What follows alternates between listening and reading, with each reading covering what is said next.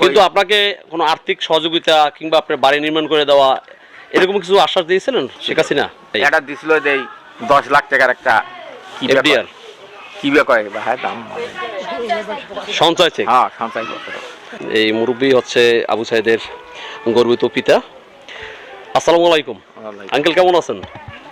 আছি আল্লাহ ঠিক ভালো আছে। গত কয়েকদিন আগে বর্তমান সরকারের যে প্রধান উপদেষ্টা ডক্টর মোহাম্মদ ইউনূস স্যার উনি আসছিলেন, তো ওনার সাথে তো আপনার সাথে সাক্ষাৎ হয়েছে তাই না?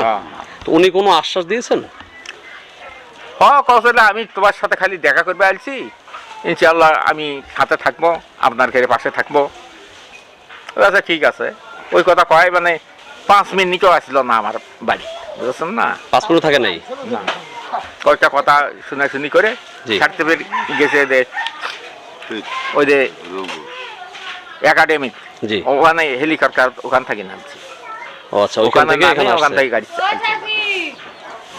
তো ওরকম কোনো আপনাদেরকে আপনার পারিবারিক আপনার পরিবারকে যে সরকারটা সহযোগিতা করবেন এরকম কিছু বলছেন? এখন করবি সরকার কি করবি না করবি আর তো কোনো। আর এর আগে তো স্বৈরাচারী হাসিনা সরকার বিদায় হওয়ার আগে আপনার সাথে দেখা হয়েছিল মেবি নাকি? হয় গণভবন নিয়ে গেছিল। তখন সেই হাসিনা আপনাকে কি বলছিলেন?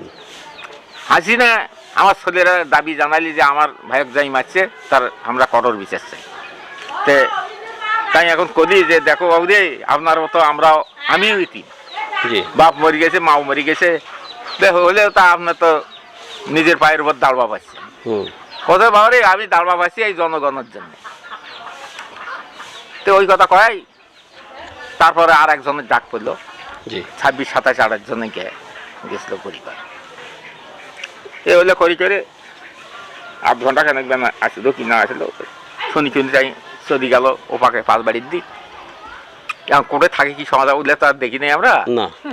কিন্তু আপনাকে কোনো আর্থিক সহযোগিতা কিংবা আপনার বাড়ি নির্মাণ করে দেওয়া এরকম কিছু আশ্বাস দিয়েছিলেন? না, ওরা কিছু শেখ হাসিনা না কিছুই বলেন নাই। এটা দিছিল যে 10 লাখ টাকার একটা এফডিআর কি বে কয় বা হ্যাঁ দাম সঞ্চয় চেক। হ্যাঁ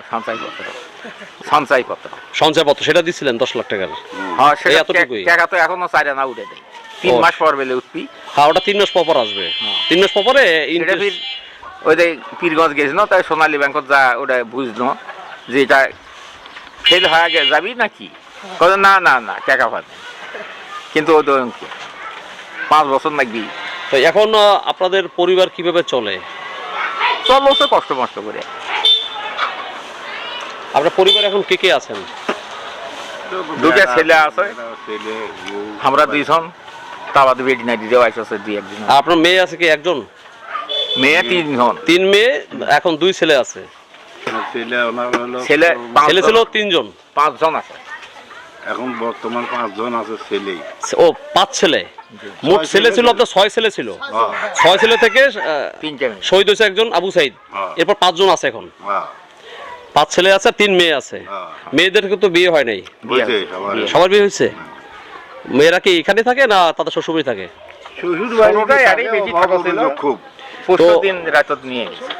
তো মেয়ে জামাইরা কি মোটামুটি মানে খেয়ে দিয়ে ভালো আছেন? আপনাকে সাহায্য করতে পারেন? আমাকে সাহায্য করবে, আমাকে সাহায্য করবে না। মেয়ে জামাই আছে না, যে যদি জামাইটা ভালো থাকে, শ্বশুর যদি একটু থাকে, অভাব অনটনে থাকে, সেক্ষেত্রে সাহায্য সুবিধা করে না। 10 পয়সা দিয়ে বেলায় এই জামাইরা